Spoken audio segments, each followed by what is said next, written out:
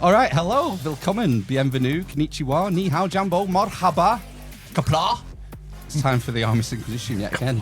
Episode 270 on Sunday, Thursday, the 16th of February, 2023. I'm Phil. I'm Ben. I'm Matt. The dwarf, the cripple, and the mother of madness. And we're delighted to be joined by Gary Buechler from Nerdrotic. How you doing, Gary? Hail! Hail! Thanks, guys. Okay, in what order am I looking at? What are your names? Oh, I'm Ben. He's the cripple. Yep. Ben, Okay. Ben is the cripple. Good parking spots. Okay, good. That's right. All right. Ben. I'm Matt, and Hello, Matt. I am the dwarf. But actually, I'm average sized. Average sized in Victorian times. Okay. Yeah. And I'm Phil. In the middle, I'm the mother of madness. Yeah.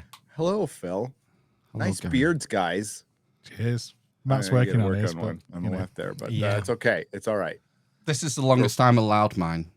My missus, she has a go at me if it gets any longer, any more unkempt. She calls me a vagrant and threatens to kick me out of the house. So do you have the same sort of issue? Have you some Same sort of issue, but I'm married to a hairstylist, so she just cuts it. She just breaks her scissors out. And it's either that or the throat, so I just go for the beard trim. It's good. Nice. Yeah. safety first. Well, we're really glad to have you here, Gary. And I've been looking forward to this because we very rarely get to talk about pop culture. We do a lot of Lost Civilization stuff and Atlantis and that. And I was surprised because I was watching, I think it was FNT not so long ago. I'm guessing it was when the Hancock series dropped.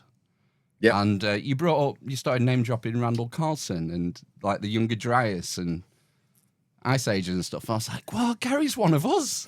It's one of us. Yes, I am. Oh, Absolutely. I'm as passionate about it as pop culture. I've been into it since we had a show here in the States called I'm blanking on the name now.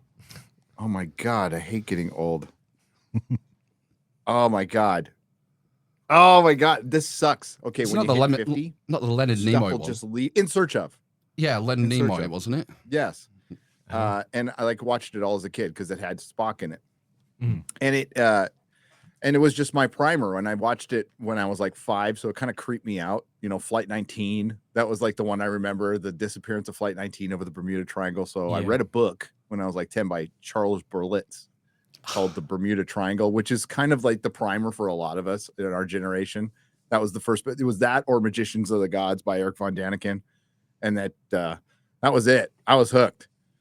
I believed in aliens, Bigfoot, Loch Ness Monster, all of it. Not so much some of the stuff now, but I think we have ancient aliens to thank for the renewed interest in ancient civilizations. I think a lot of people started watching that, and then like me digging a little deeper and then going, well, you know, I think it was men, not aliens. But I like that they try to they go all over the world and they show the polygonal stones and all the similarities around the world. The stuff Graham Hancock did. And I read his book because I was a big Art Bell fan. It's a name that doesn't get mentioned enough, but none of this happens without Art Bell. He's a radio show guy. If you're not sure, if you're from another country, he was worldwide in the 90s. And X-Files doesn't happen without Art Bell. None of this, nothing happens without Art Bell. He did Coast to Coast AM, and he talked to anything from ancient civilizations to UFOs to shadow people to government conspiracies. He had Bob Lazar on, one of the earliest guys to have Bob Lazar on. Like, he was the man. He passed away, unfortunately, a few years ago. It's very sad, and nobody's ever taken his place. He was also one of the best interviewers I've ever heard. Like, he would take the craziest person and make them sound sane. That's what we do every week. There you go. Yeah, it wasn't big. It was sort of pretty much unknown in the UK, I'd say, coast to coast. Yeah, but it's like it's part of the fabric of the culture in America, definitely. Right. And so podcasting, I guess, is kind of trying to fill that gap that's been left. You know, there's definitely a yearning. People are interested in these subjects. Everyone loves a mystery. And a mystery box, as you well know.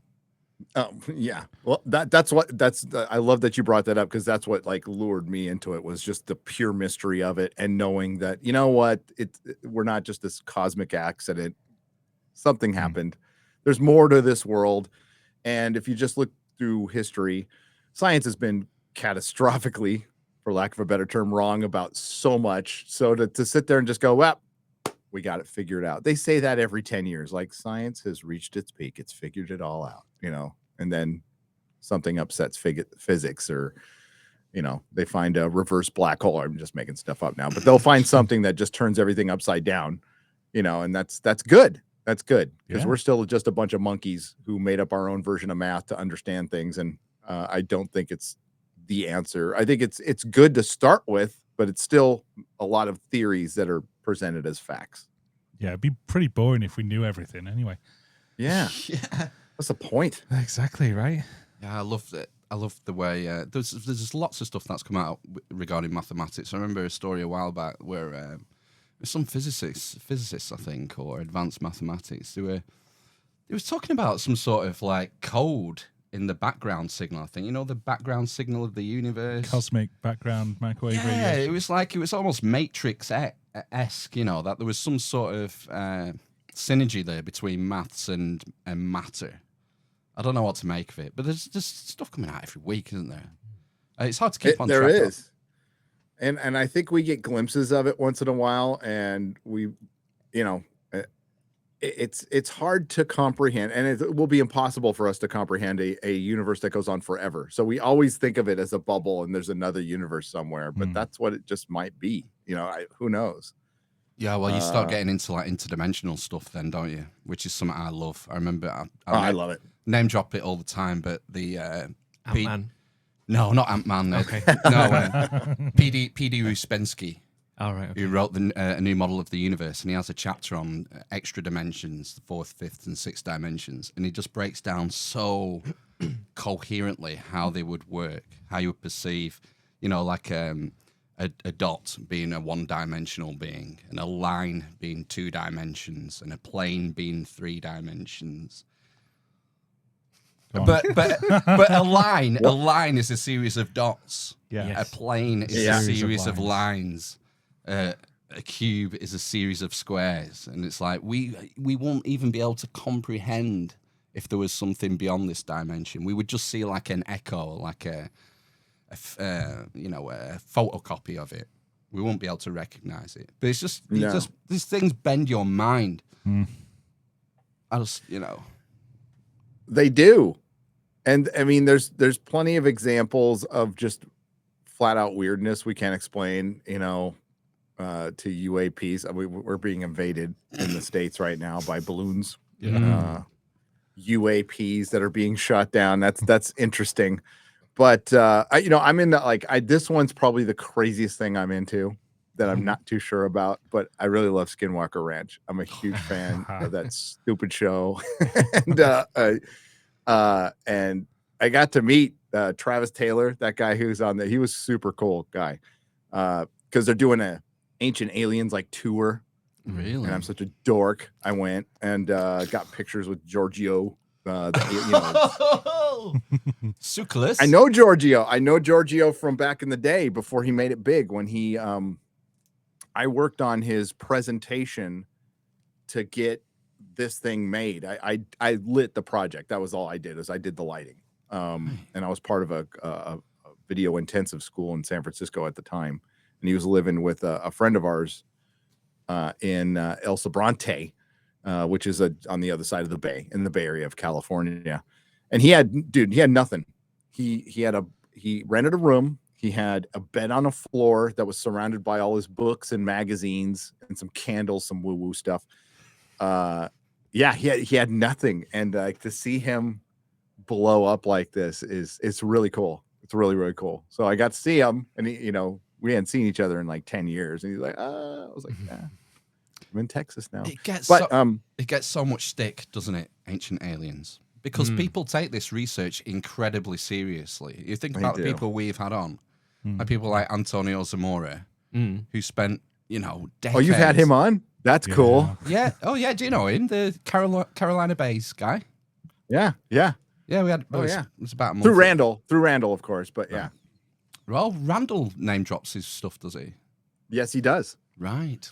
Yes, he does. He's like the go-to guy on the Carolina Bays, and he proper freaked me out. Oh, But he's he talking went about, so deep, didn't he? he's talking about ice cubes the size of the Rose Bowl just raining down on North America, Oh, dude. liquefying the soil, and just it's just mentally, you just can't even comprehend what that would have been like to live through. No, they are a trip too. And we have some. They're just north, about 1,000 miles, maybe 800 miles, up in Nebraska. There's the Nebraska Bays too, that they think might be the same ejecta. When Randall breaks down, like what, because that's the thing I'm totally obsessed with is the Younger Dryas now that the comet hypothesis has come out and it looks pretty legit that not all, but a lot of the megafauna just disappeared, including the Clovis people, which we have never found bones. We think we have here in the States, but because of certain laws, we're not allowed to dig them up anymore. So you would have to, they would have to be dug up on if we're digging up a road or something, or it's some construction site. But if they use ground penetrating radar, which they have, and they think, hey, this might be below that line where the Clovis people are, we can't dig them up. So it's super political. And I think you probably talked to Randall and even Antonio that like a lot of it has to do with politics. It's crazy, and indigenous people and narratives from the universities instead of the truth. The truth doesn't matter anymore. It's about preserving narratives. So what they fought against originally in the universities was racism, right? Massive racism. A bunch of our settlers destroyed the mounds. It was freaking terrible, but now they're just as bad as the people from the universities back then. They're just as dogmatic towards new thinking.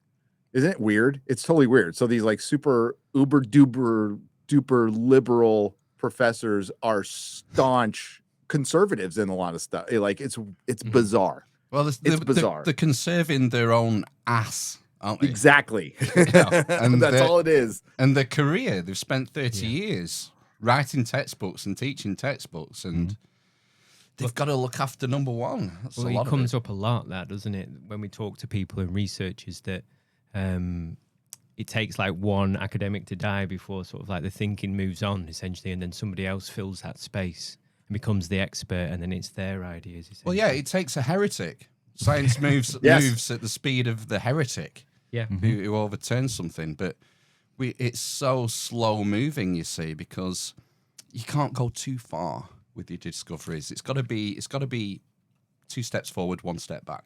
We can't have anything too earth-shattering. No. So we'll get there in the end. It's just that, there are vested interests working against the pursuit of truth. I'd like to be around for some of it, though. Just for one thing, maybe. That's it, yeah.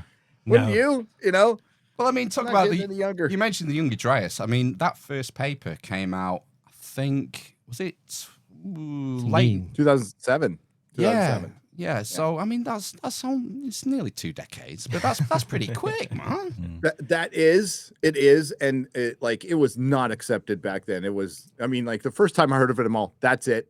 Absolutely, not that I know jack squat. I was just like ready to believe it, and you wanted to believe it. Let's go. But the science has proven something has happened. I think Robert Schoch has offered a good alternate hypothesis that he's way too attached to. I love Robert Schoch, but you can tell like he's just way too attached to the solar event, which I think could be it. I mean, maybe it's good, but I like how Randall and Graham are like, I think it's a comet, but the solar event could have happened too. And there's 2 events. There's clearly 2 events or a string of one event, which I can't even consider. 1,000 years of stuff raining down from the sky. It's insane. Boiling the sky, vitrifying stone. Just If it's a solar event, doesn't that scare you just a little more? I mean, like, it's bad enough that a giant comet slams into ice and it sends chunks of ice the size of the Rose Bowl, and then other ejecta that's come flaming down, and then there's like mile wide lightning bolts. Screw that. I don't want to be part of any of it. Oh, get to the cave. I know. Get Get to to the the cave. chopper. The other thing as well is, what was the name of that book about Göbekli Tepe?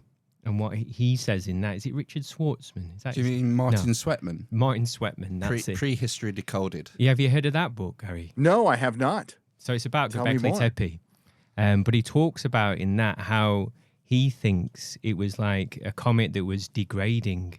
So it was constantly, well, they say that, don't they? And Graham says that as well. But Yep. how it's like slowly breaking down. But he takes it a step further and says it might be the basis for Christianity as well. Really? Satan Whoa. and God, yeah. So like don't what there was, there's like one large part of the comet, and then another part of it is something else, and it Like splits Deep into. Impact. Or was it Armageddon? What's the one where it was two comets? It splits. Oh, I don't know. I can't remember. Moonfall. Well, that goes back to Moonfall's amazing. Velikovsky, right? Yeah. And I mean, it goes deeper than that, but it's all mythology is based on like solar events. Yeah, Not all, but a lot of it is based on what they witnessed in the sky, and it's just their way of interpreting it. And Randall did a great like a video on Halloween, the origins. He was linking the origins of Halloween to because we go through this meteor stream at 2 times, 2 intervals throughout the year, and one happens to be at the end of October, beginning of November, and he describes, how ancient people may have seen, sort of death raining from above, and that sort of mythology developed into witches flying on broomsticks, and I don't know. It's so difficult, isn't it? Because we didn't have writing then, and we're just sort of trying to piece together this story from thousands of years ago. Yeah, and we see this serpent, this feathered serpent or serpent just pop up everywhere. Dudes with holding their little handbags yeah, Oh yeah, everywhere. yeah. Like the polygonal stones with the key cuts all over the world. Like that, there's no way this independently happened. I even had a guy trying to like sell me, oh, it could totally independently happen. I'm like, like one thing, sure. Like, okay, we build a giant structure in the shape of a triangle. All right, maybe. Because you could see him kind of working it out with the mounds, or that's the mounds trying to mimic what came before, which is what I think it was. But not the key cuts and the polygonal stones that all look like little marshmallows. And it's like, come on. When are you just going to go like, maybe there was a single source or a couple of sources? Well, I think you'll find, Gary, that makes you a white supremacist these days. Of course. Well, I mean, I don't like Disney Star Wars. That makes me a white supremacist too. So, what the hell? I'm already there. Yeah, I'm with you on the sort of diffusionist argument. There's too much evidence pointing into one direction, that there is some sort of starting point. Link. Yeah, well, everything seems to go back to the same place. With the symbolism. I mean, think about the ones we've done on symbolism, ancient symbolism across the world being related. It just can't. I can't believe rationally that it would just spring up independently all over the world at different points of time. I think there is some sort of source, whether that's the Atlantean sort of refugees, the Quetzalcoatl, the plumed serpent dudes with the beards who look like us, basically. That's why we're white supremacists. But I don't know. There's something to it. I'm sure there's something to it. And that's where the origins of the white supremacist. Correct me if I'm wrong, but it's because that guy in Germany was obsessed with the occult, and also because Hitler. Hitler. Oh yes, we can say it right. Hitler. I'm in YouTube mode. Sorry. Hitler. And then there is also, the guys with beards that were showing up in South America where they don't have beards, and they're like, oh, they were white guys with red hair. But we can't see again. It's politics. It's like let's just get to the truth. Nobody's saying like Atlanteans. We're all just a bunch of like superior white dudes. Nobody's Graham is not saying it. Calling Graham Hancock, which is what we're talking about here, a white supremacist is the stupidest thing I've ever heard. Absolutely dumbest. If you know anything about the man, his life, it's ridiculous. And I love that Randall's been just on fire. Like anytime somebody mentions it, he gets all mad. You know, it's so good. What do you make of the Joe Rogan episode not coming out yet?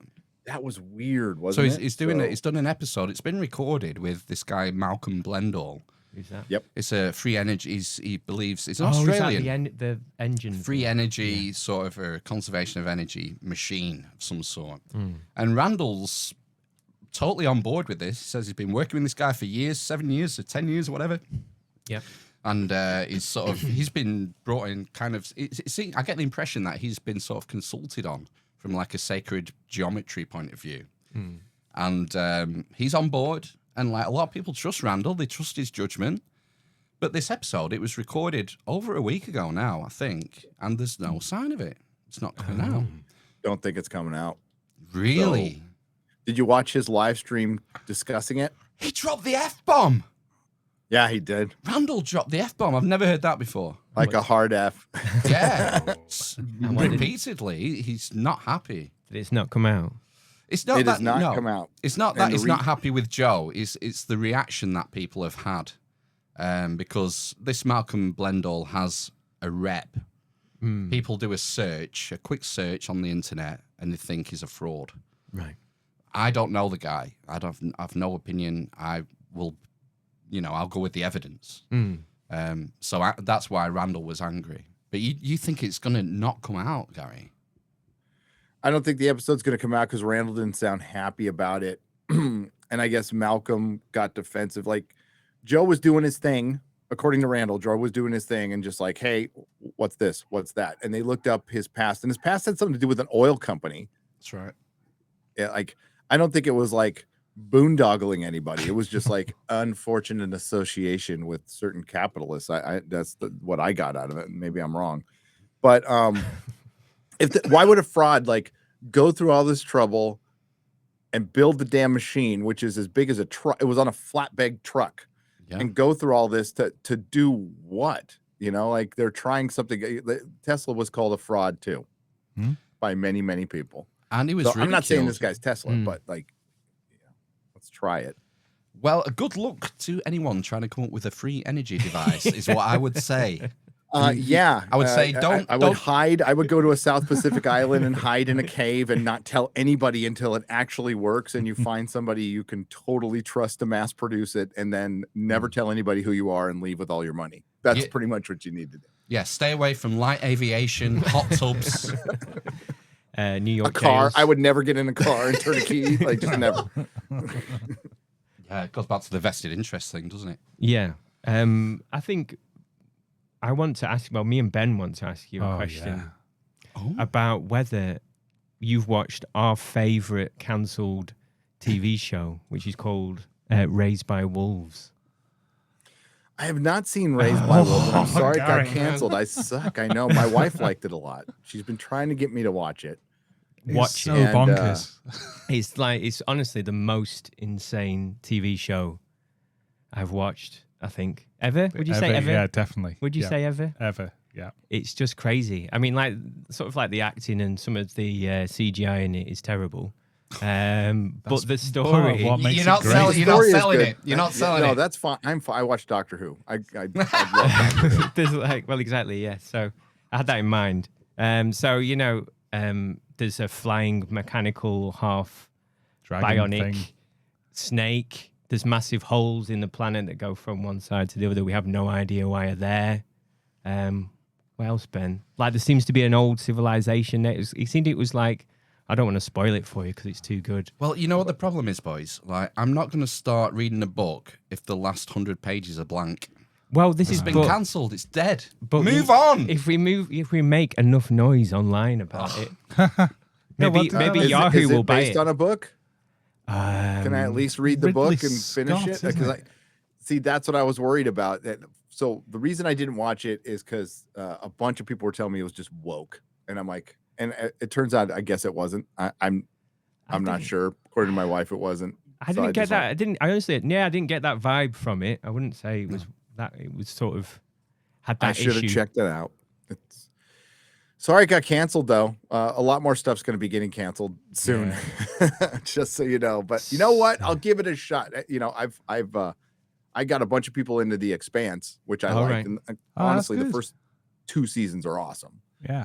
But then it got canceled, then taken over to Amazon, and they just lost interest and they ended it at the worst place. They didn't answer any of the big questions. It's very similar. Right. It's very similar. Are you? There's like three books they skipped.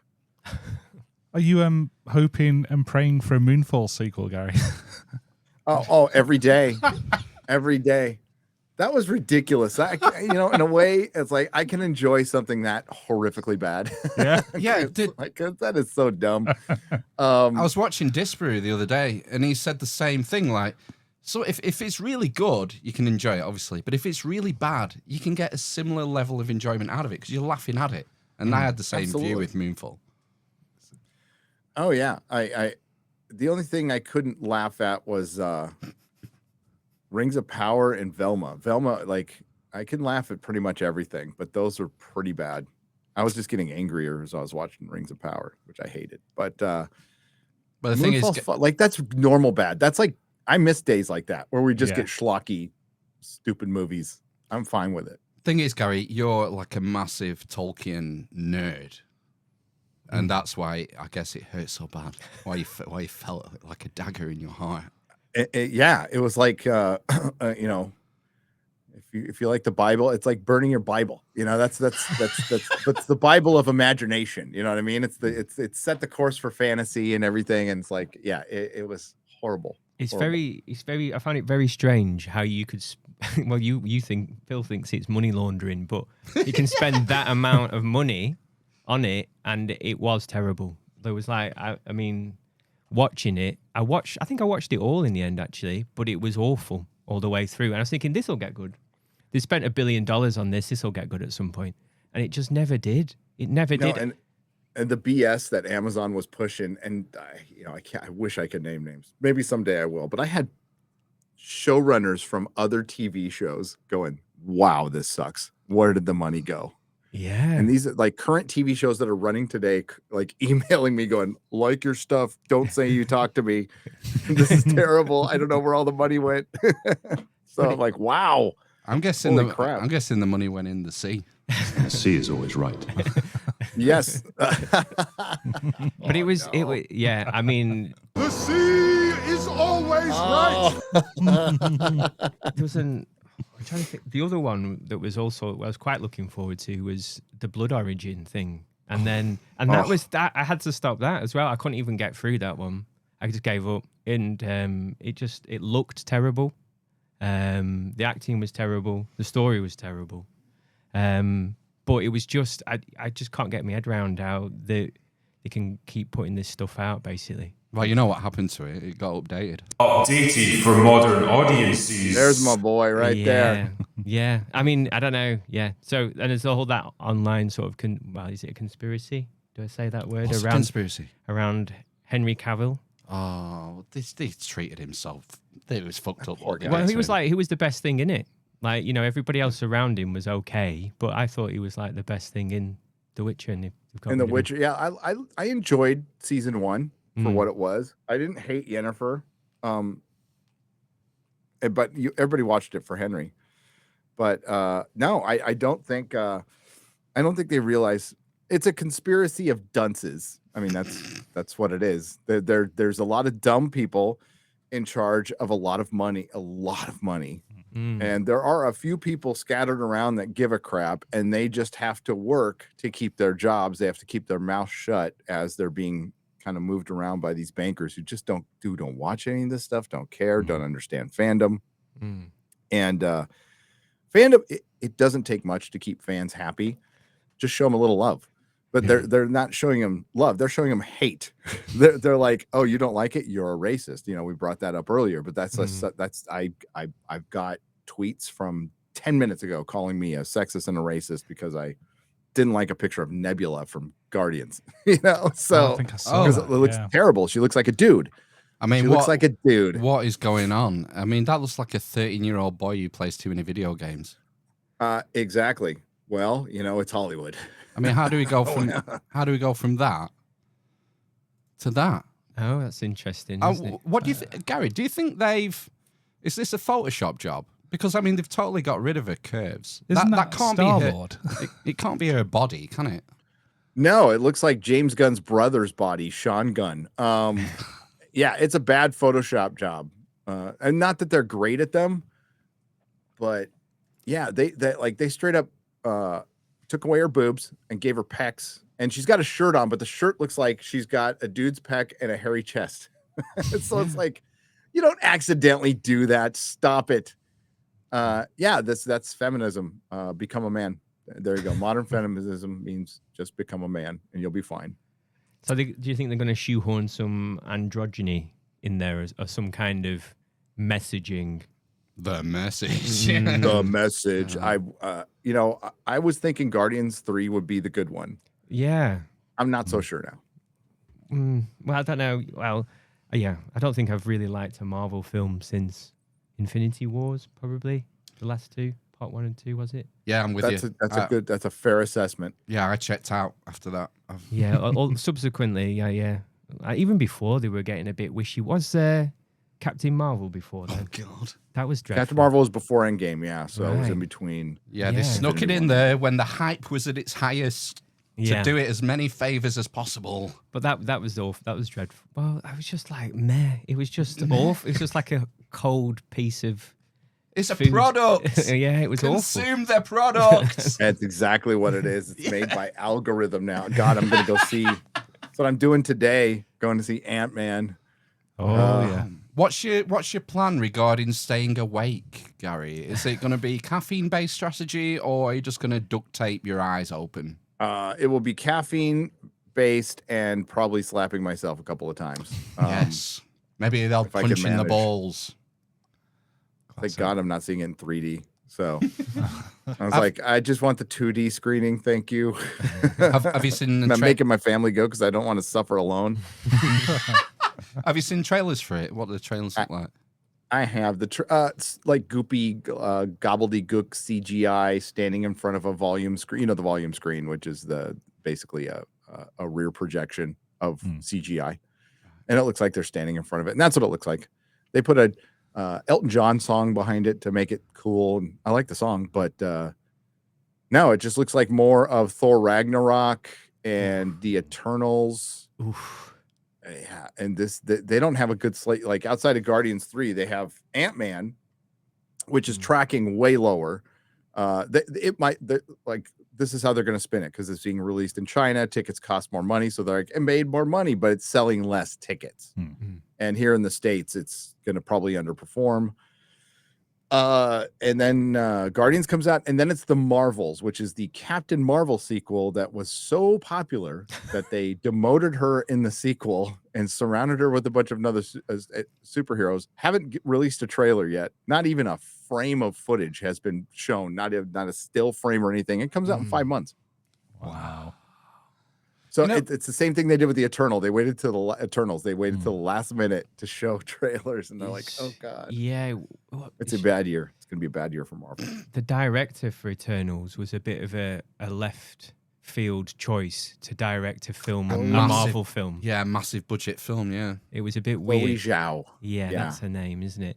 I quite like Nomadland even. I watched that. And that was like, it's a nice indie film. Yeah, but I just good thought, indie film. but why it didn't make any sense to me to put someone like that in charge of a massive spectacle film like The Eternals. No, Kevin Feige's new philosophy is cast directors, not hire them. So cast them completely on their identity, their skin color, whether they're female or not. And it doesn't matter because, and it's been proven that like Chloe didn't direct the action scenes. Those action scenes are done by the effects department. She comes in and directs the actors. So it's the most sexist thing you can do. It's like, come on, little lady, but don't worry about those action scenes. We'll let the men take care of it. It's like, what? You know, so they're hypocrites. They're all a bunch of freaking hypocrites. And what's funny is like Shang-Chi came out and they brought in Chloe Zhao and it was all to court China, and it ended up pissing China off. So this Wakanda Forever was the first Marvel movie back in a brief window since Endgame or Spider-Man No Way Home. I can't remember, one of the two. But all the other Phase 4 slate were not allowed in China until now. And that's the only reason Ant-Man will make any money, if it does. I've talked to the drinker, Will. He's already seen it, and Mahler, and they both said it's terrible. So we'll see. You know, I might disagree with them, probably not. But I have a soft spot for the first Ant-Man film. I do too. I thought it was clever. It didn't take itself too seriously. I like the fight scenes where they get shrunk down as Thomas the Tank Engine. I thought it was creative, at least, you know. And there were moments of genuine humor in it. It didn't take itself too seriously. Well, the other thing about that was mired in sort of development hell. Yeah, because the chap Edgar Wright. Edgar Wright. Yeah. A lot of that was Edgar Wright that you saw in there. Yeah. So that's I believe that Paul Rudd is Ant-Man. That's his name, isn't it? Did he not end up rewriting it or something when Edgar Wright left? I'm sure he was involved. He did some work on it. I think even Favreau did some work on it at the time, and even Joss Whedon, because they were still heavily involved in building the MCU at the time. Sorry, go on, Gary. No, I was just gonna say there is a reality somewhere where there's an Edgar Wright man. Yeah, I wonder what it would have been like. Joe Cornish was a co-writer, I think, originally. Yeah, that was it. You probably never heard of Joe Cornish, have you, Gary? What else has he done? Nothing. He did Attack the Block. Yeah, Attack the Block. Okay, yes. But he was in a comedy duo, wasn't he, in the 90s in the UK, who had a cult following called the Adam and Joe Show. Yeah, Adam Buxton and Joe. I have not heard it. I'm usually an Anglophile, right? But I have not heard of that one. Well, it's very niche, isn't it? I would say you're in for a treat. Yeah, you're in for a treat, yeah. There was a lot of Star Wars, space, humor. There was the famous one they did a pastiche of The English Patient, didn't they? With like Barbie dolls and Ken dolls and stuff. And it's hilarious.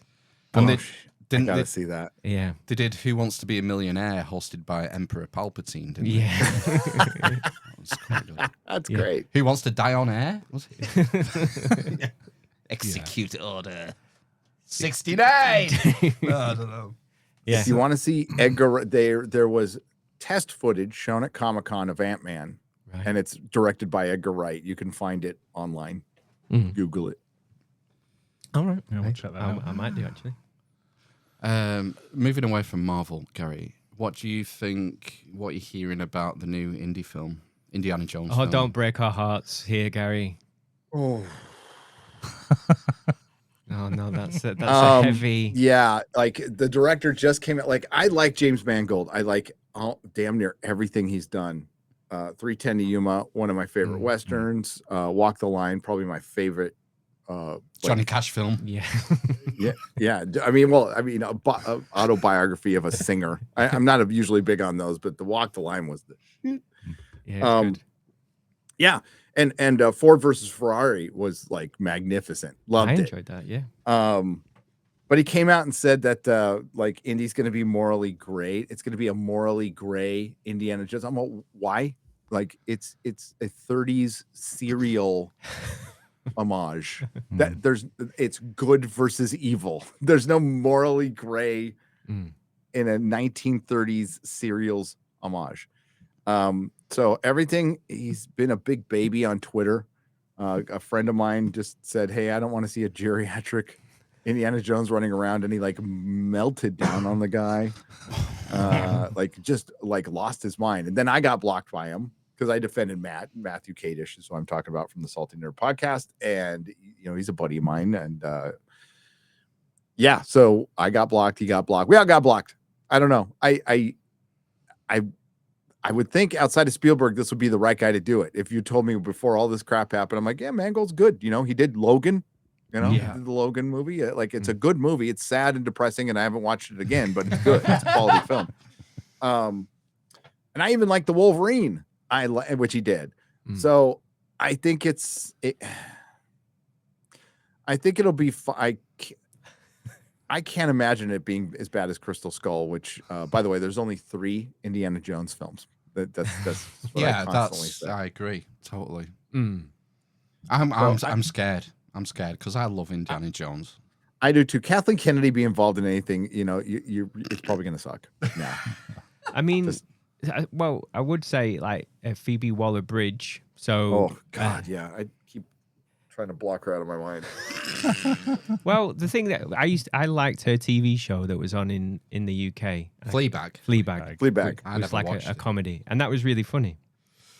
This is not a comedy. It's Yeah. Indiana Jones. It was a really good TV show.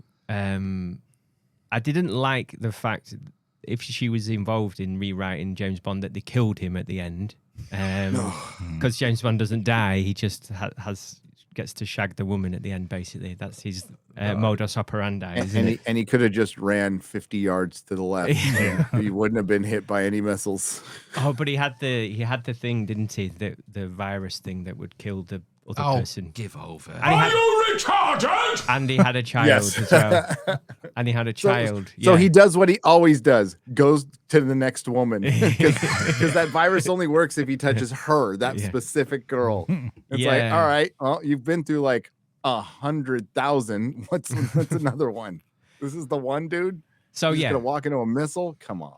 I think that was hard for me to take, to be honest with you. And just it was a bit weird him having a child, and obviously he would just use protection, wouldn't he? He would. Been updated for modern audiences, Matt. I know. I know. Does anybody have a son anymore? Everybody's got daughters. I mean, it's 50-50, but in Hollywood, it's 100%. Not in China. Everybody has Not in daughters. China. It's not. Ooh. I've got, me and Phil are 100% male, aren't we? I am, yeah. So am I. So there you go. Do you mean our offspring? You Yeah. said me and you. Yeah, me and you, yeah. We are as well. Yeah, Except for the weekends. Yeah. We go a bit Sam Smith at the weekends. Wow. It's Europe, so. Yeah. Do you see that that meme with Sam Smith as Darth Vader? Yeah. Where it's like Darth Vader's just farted. It's a nice Photoshop job, that. I like it. That's really good. They than the did the Guardians reflection in the floor and everything. That's quality. That's balling. That's Yeah. pure artistry. That's commitment to your vocation of being a meme lord. Being a meme. Yeah, well, yes. I always find that the trashier the meme, the better. Like you can see where they cut out the face badly on some knockoff Photoshop program. I think there's a certain amount of trash that you want to put in to make it especially offensive, because it kind of says I'm going to meme you, but I didn't want to put the effort to properly do it. Yeah. Too lazy. It's like, oh, there's layers. See, there is going to be a Louvre for memes someday. Okay. Will it be a digital Louvre or a physical Louvre? Yes, or a Louvre. I don't know. But yes, it'll be digital, probably. I would like to go to one, though. Yeah. See the greatest memes, the meme wars. We can have a whole wing of veterans of the meme wars. It was hard times. Quantity over quality, I think, in the old the meme Louvre. Yeah, probably. Have you seen any of the Oscar nominees, Gary? Particularly Banshees of Inisherin. I haven't. I heard that movie's really good. I have not seen it. Love it. I think it's amazing. Have you guys seen it? He's into like hentai and stuff, aren't you? No. Have you guys seen it yet? I've watched it, yeah. Inisherin. I gave it 4 mats. Yeah, 4 mats. That's a pretty good score. Out of what? 5 mats. It's a 5 Okay, mat. that's it's good. It's That's a good. 5 mat scale, yeah. That's a 5-man scale. What did you like about it, Ben? What was good about it? The film. I liked it because I just fall down on remembering people's names, but again, it's an original idea as far as I know. I assume it's probably a retake or of an old wives' tale, because it has a banshee in it, doesn't it? It talks about banshees or mermaids or something. So I imagine it's something to do with that. But all of his films are original scripts, so it's not something that's necessarily rehashed or whatever. It's it's his ideas, his products. Not based on a book or anything, no. Not as far as I know, no. And I don't think any of his films are as far as I know. I'm often wrong about multiple things, so they could be. But I thought it was okay. I thought it's 4 out of 5. Well, the nominees list is very different this year because it has a movie I've seen. Yes. It has 2 movies I've seen that I liked. And it's got another one I want to see. So that's 3 more than last year and the year before and the year before. I guess would one of them be Maverick? Was Maverick nominated? Yes, loved it. Did you see that video with Spielberg and Tom Cruise going around? I did. That was incredible. I've got it here.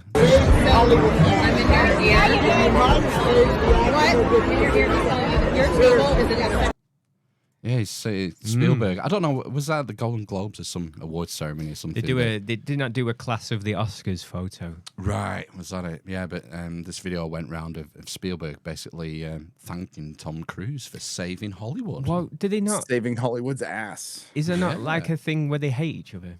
Have I made that up?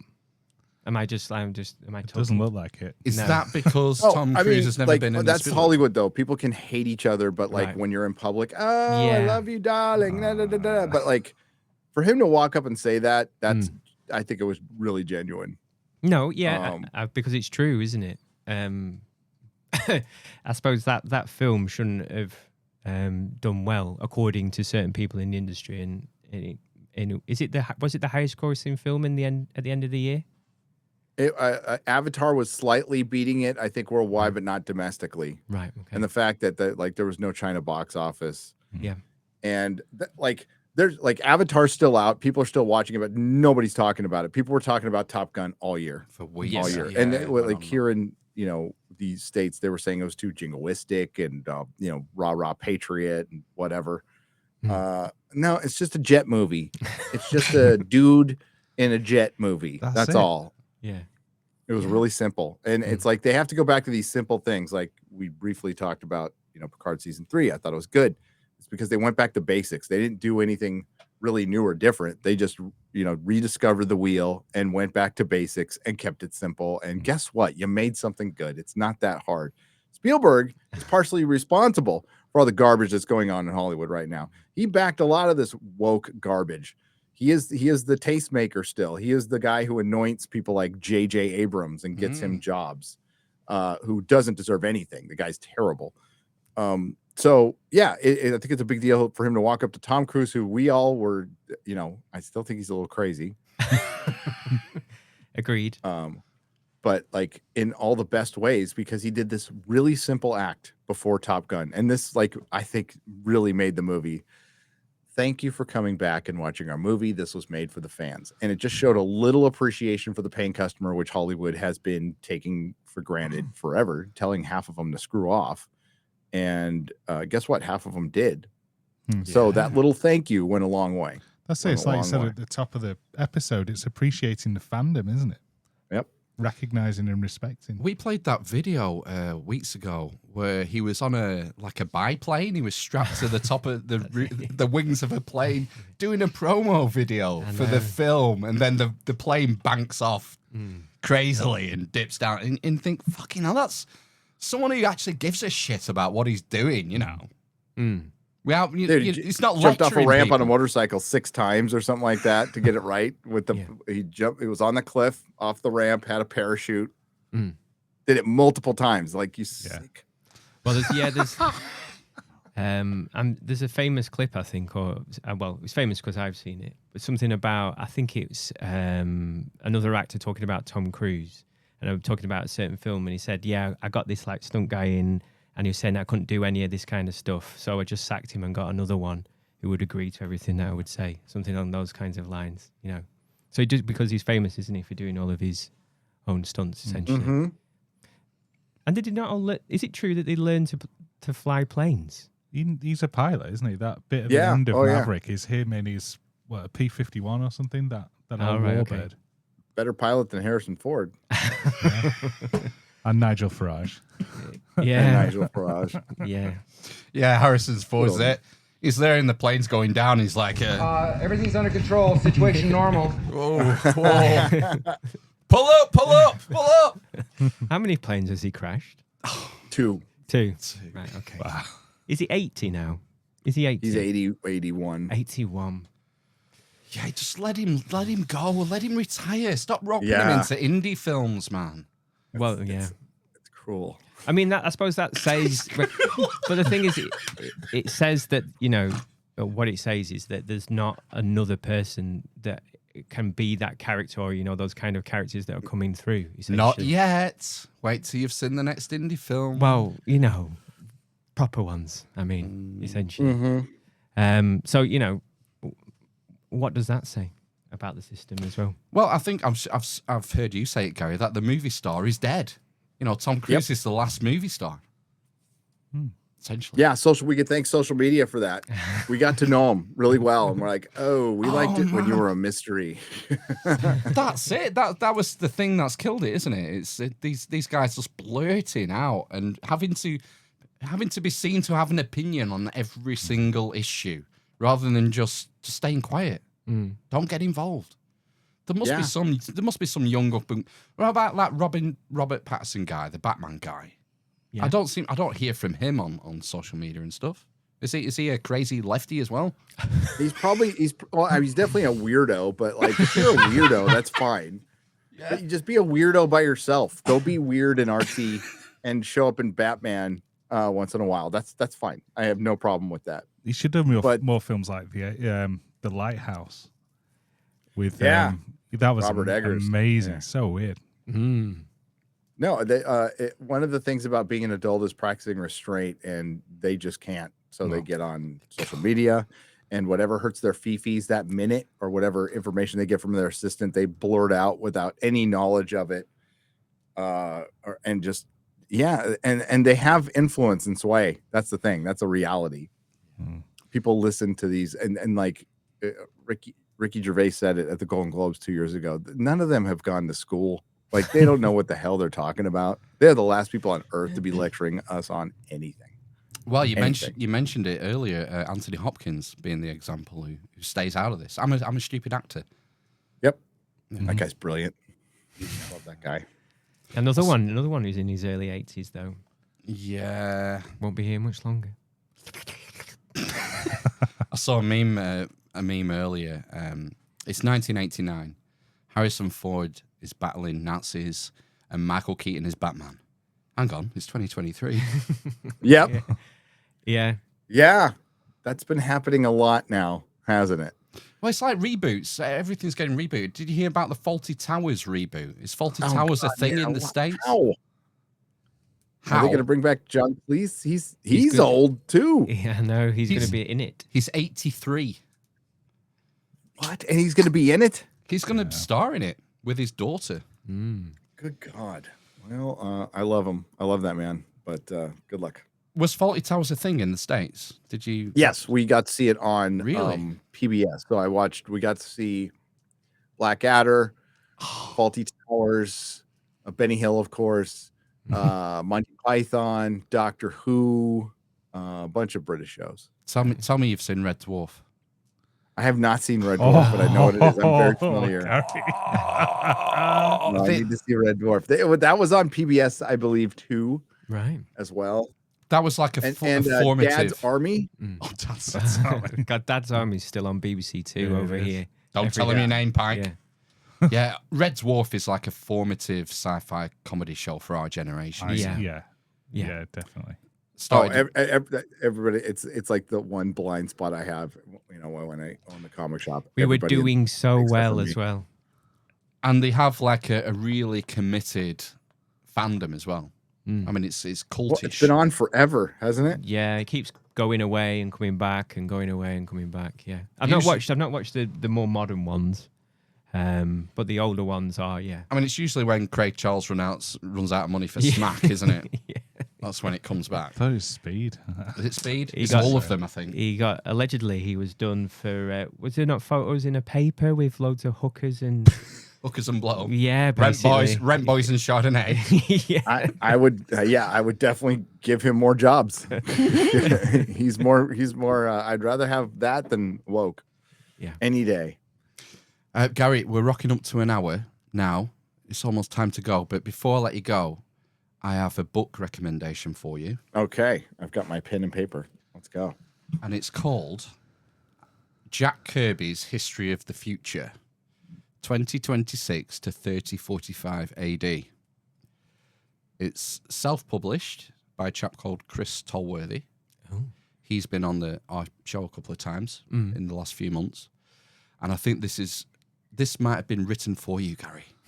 Okay. Oh, no, I'll definitely check that out. It combines all your favorite things like the Lost Civilization, the Atlantis theories, and Jack Kirby and comic books. And a lot of his stories, there's pages of his stories here that were, before they went through the editing process with Stan Lee.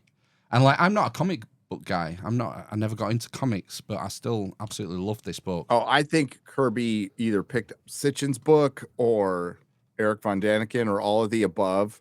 And that's where a lot of the Eternals, the Fourth World stuff comes. It's very familiar to the ancient astronaut stuff that was going on back then. Well, the book picks up a lot on the Eternals, the There you Eternals go. comic series, Yep.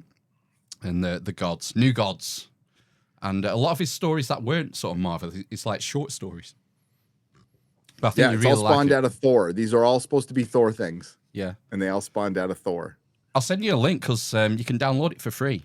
He's made it. Oh, hell yeah. He's made Please it do. a free download. Is there a hard copy? I would pay for a hard copy. Too. Well, I would get a hard copy because if Jack Kirby is right, your digital downloads aren't going to be very effective in maybe 4 or 5 years when civilization ends. So best gonna pick up a hard I hope copy. it doesn't end 4 or 5 years. So do I. I hope he's wrong I hope he's wrong. because we're having too good a time. Yeah, exactly. Yeah.